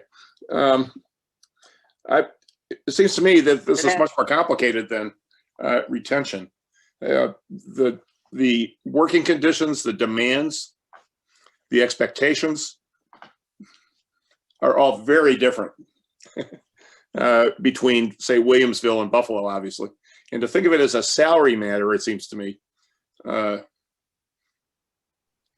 is at best incomplete. It might be a little misleading. Some people, I'm sure, stay in the Buffalo system because they have a very high commitment to public education, particularly in large cities and among students of color. So I think it seems to me to be a fairly one-dimensional analysis of why people are in Buffalo, why they might leave Buffalo, including the reason you gave, Fred, for vocational advancement. I can't imagine the difference between working in the Williamsville Central School office and working in Buffalo. And undoubtedly, that's attractive to some people. So, the expectations are so high in Buffalo in terms of the problems that are that were there before and that are now exacerbated beyond almost description by this 2-year suspension in learning for a lot of these students. And maybe if I was a school administrator there, I might not want to have that tagged on me either. In terms of dealing with it, they're dealing with the economic disparities, the technology disparities, the engagement of parents in the educational process between Williamsville and Buffalo. It just seems to me it's far more than a matter of salary. And I'm with you, Fred, in that, given the history of the settlement of contracts with the district and the ongoing difficulties that have occurred over many years with the district's relations with its teachers union, it will be good to focus on that, seems to me, and to try to develop an understanding of what's going on here. Because I think any comparison between Williamsville and Buffalo, for instance, is very difficult to make. And it has to be a part of the consideration of high-end administrators, I would think. The challenges of administering Williamsville, where they seem to be unduly preoccupied with masks and the difficulties of administering public education in Buffalo. They're almost, the difference is so great. So I think it would be useful to do that. Economic demographics. Yeah. And just the difficulties with English as a second language, the number of foreign languages that are spoken, there's just no comparison, in my opinion. No comparison at all. Yeah, and that's troubling. That it comes down to raises to executives, in the administration of the city schools. Well, the argument about retention cuts both ways. If someone wants to leave because they don't think they're being compensated enough, there's always someone that's out in the wings waiting to be compensated at that same level from another area, Right. the school district. At the same time, I wanted to ask, do we know whether or not that the Buffalo Board of Education has independently contracted maybe an outside firm to do their analysis? To not overrule, but to somehow get a more accurate rationale behind how the justified proposed raises were presented. Do we know whether or not the school district have, again, contacted an independent outside firm to perform the analysis on salaries? Nathan, please correct me if I'm wrong on this. So at the last Finance Committee meeting, this was discussed quite a bit. And at the end of it, they did direct staff to put them in touch. They were going to be put in touch with a outside legal counsel to help them navigate this, to put out it's a RFQ, I think is what they were going to do, to try in an attempt to get that study done separately. There's one that's being done by Great Schools, but I think it's Great Schools is the name of it, but folks on their board were interested in also an independent review. But it doesn't appear right now that the board is ready to act upon one way or another implementing these salary increases from Kreiner Cash. Not based on the comments that were at the last Finance Committee, no. Or it might have been Executive Committee. I might be saying the name of the committee wrong, but regardless, with the last meeting that I'm referring to, no, they were putting it on pause until they could get more data surrounding compensation levels. And I would only add to that the people waiting in the wings are frequently very ambitious and can do and want to do the job. And it's not just money, because it just isn't all money in this. It's not, I think, the appropriate lens to look at the problem of departures from administration from the city of Buffalo district with all of its problems to the, say, Williamsville district, right? Didn't they have a major member of the administration go to Williamsville? You did. If I'm the taxpayers of Williamsville, I'd be pretty upset. Yeah, and that reinforces Fred's point. Well, there is some movement just in terms of administrative advancement. Well, Jeanette, you referred to a meeting, and you said the Finance Committee meeting. Were you talking about the school board?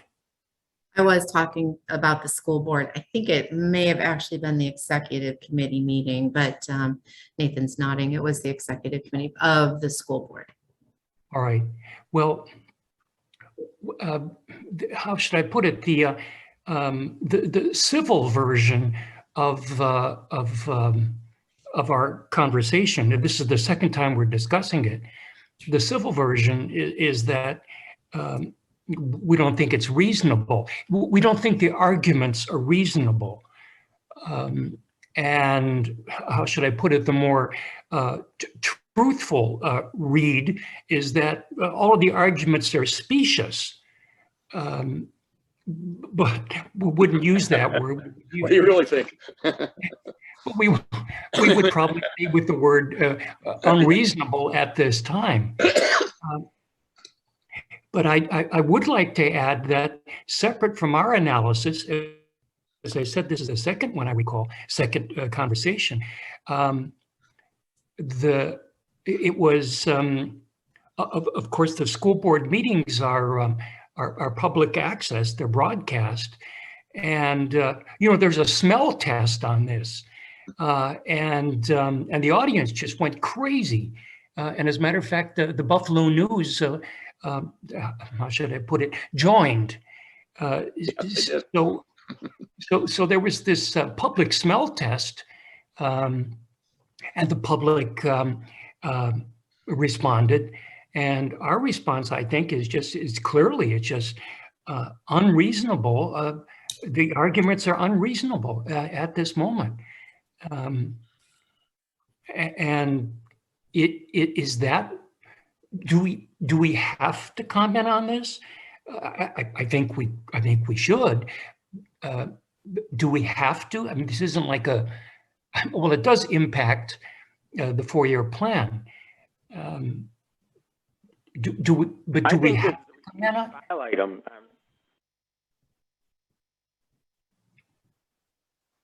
I'm sorry.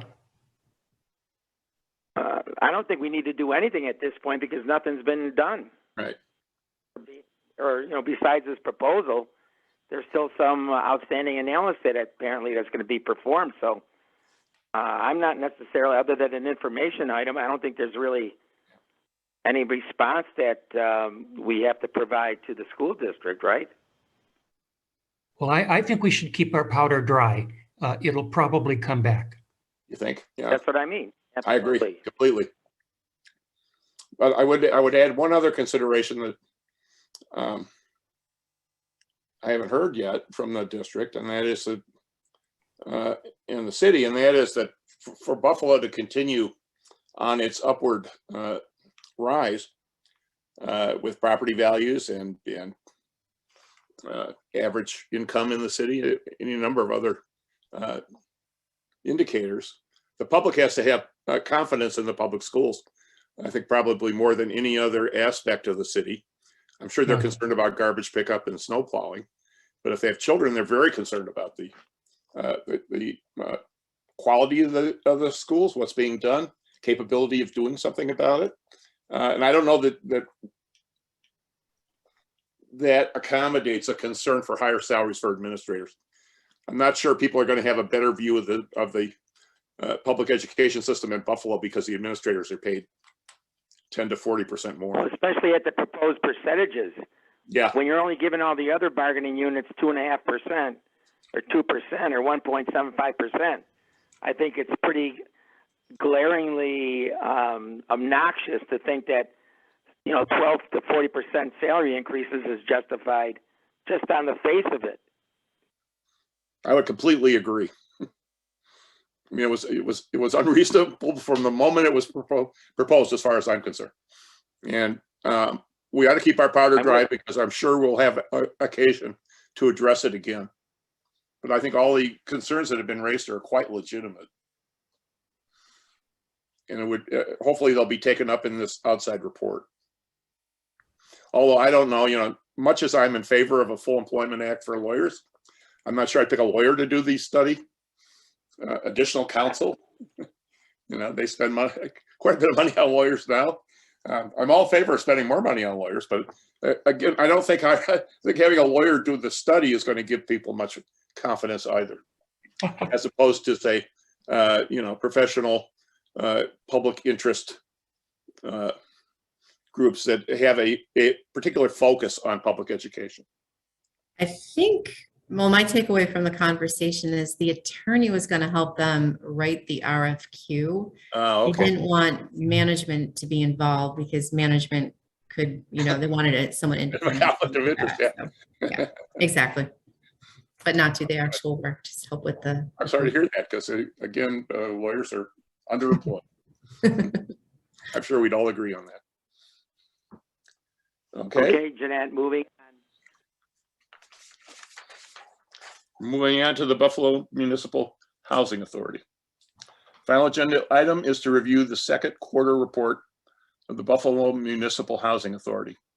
BFSA staff report on this item is provided under tab 6, and Nathan will review this item with us as well.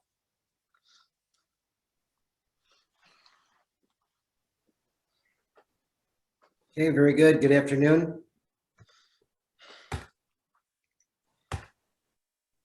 I'm going to share my screen here.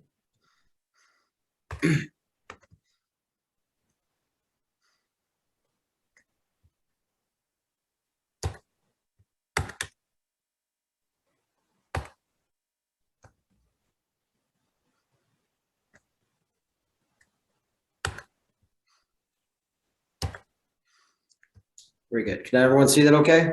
Yep, thank you. Great. Okay, so the following is a review of the Buffalo Municipal Housing Authority's current fiscal year second quarter financial results. And so for starters, there are several economic factors which impact the BMHA's budget. Budget and financial plan are heavily impacted by the following. First, of course, is the congressional approval of HUD funding levels. Second to that would be local inflationary, recessionary recovery and unemployment trends that affect resident incomes and the number of eligible recipients. Of recent years, of course, the last two is the pandemic, and subsequent to that is the governor's moratorium on COVID-related residential and commercial evictions, which only recently expired on January 15th. And then finally, two major pieces of legislation passed by the U.S. Congress. First is the CRRSA Act of 2021 and the American Rescue Plan Act of 2021. Taking a look at the second quarter revenues, this is on a consolidated basis for all four of the BMHA individual budgets. On a consolidated basis, the actual revenues at December 31st, 2021 were $26.8 million or $1.2 million greater than the budget to date. So the percentage received year to date was 52.2% of budget. The reason being is that if you look at the top two, the HUD subsidy was $1.1 million greater than budget to date. That relates directly to CARES funding. CARES funding to public housing authorities flowed through the operating subsidy. And even though that was initially budgeted for BMHA that they would receive it through it, the actual amount received it has been a little bit greater than budget. So that explains the positive budgetary variance there. And then interestingly enough, the next one is the dwelling income, which actually exceeds budget to date by about $700,000. Now you see, I put here the 2021 adopted budget next to the 21-22. You can see that BMHA anticipated that there would be a rent moratorium impact on rental income. And so that they reduced the current fiscal year budgeted amount of rental income from $15 to $14.4 million, not really knowing how they would be impacted by that. So there are quite a bit of rental incomes due at the moment, but on a budgetary basis, BMHA experienced a positive budgetary variance at mid-year of $700,000. There's no current fiscal year forecast for the end of the year yet, but that is something that's being closely monitored. And then with the various other revenues, there was a net of $600,000 unfavorable variance. Also on a consolidated basis, second quarter expenses were overall $1.4 million less than budget to date, or about 47.2% of budget. Probably the largest driver there is within these various categories, employee compensation and benefit costs. BMHA currently has a little bit of a vacancy to budget, and that explains the majority of why these expenses are less than budget. Utilities also less than budget by $200,000.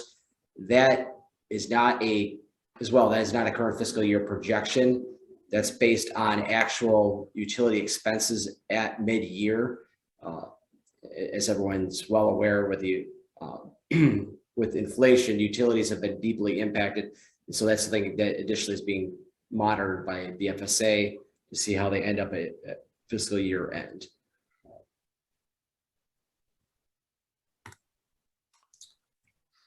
And so the BMHA did not actually submit a personnel report as it had done previously. So this personnel report is a snapshot of where they were at by the end of the first quarter. I know that it has not changed a whole lot since then. I don't have the exact numbers, but there was a pretty substantial variance at that point of 18 full-time equivalent employees, majority of which were within blue collar asset management positions.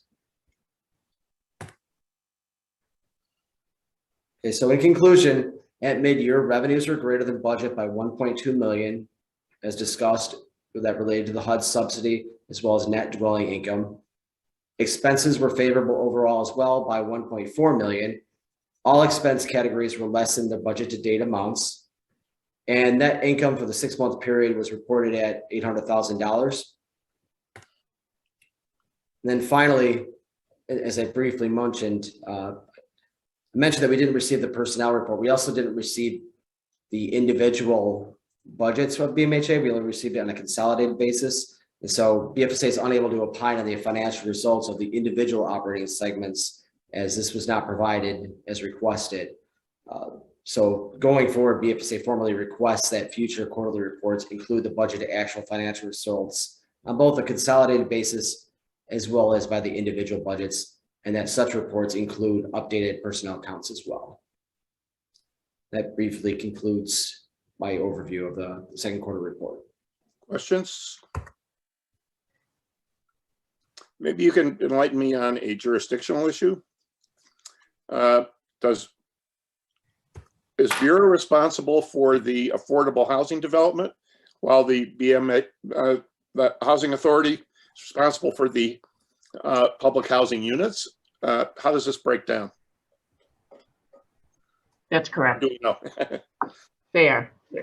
BMHA is responsible for their housing projects, yes. Yeah, and Bureau. I know they're starting to work together to do some affordable housing, in locations together. Yeah, that's very and do encouraging. some planning that way. Because obviously the public housing units, particularly some of them, are real white elephants. I mean, they're enormous cost benefits. They have negative effects on the community. Scattering affordable housing throughout the city, real affordable housing, not luxury housing with one affordable unit. Mm-hmm. And Bureau has a really good record. They have really good people. I'd be interested to see how the mayor is committed to this. It'd be interesting to see, the growth in, affordable housing development as opposed to dealing with these. Because BMHA obviously has a huge problem on their hands, just maintaining the declining physical nature of much of its the age of the buildings. Exactly, and that's a real terrible waste of money in an area that is so necessary in Buffalo, which is affordable housing for sure. As the cost of housing goes up, it becomes more and more important. Yeah, they are working together on that, though. That's great, because they're good people there. And I know the mayor's reports are always very good. The mayor is quite dedicated to it, so it ought to move pretty well. And it would be encouraging to see it, to get a report maybe on the difference between the budget allocated for the public housing projects as opposed to the affordable housing tax credit transactions that the city is doing. Mm-hmm. Thanks, but I did a great job again. Okay, any other questions? Is there any new business? I apologize. Probably everybody forgot how much faster the meetings go when I'm not on the meeting and sharing my opinion. But I appreciate everybody's attendance. And is there a motion to adjourn? I'll just do it by acclamation. I'm sure nobody is so moved for a longer meeting. Yeah, Benjamin. So moved. Is there a second? I'll Auf Wiedersehen. second. Okay, that's by affirmation.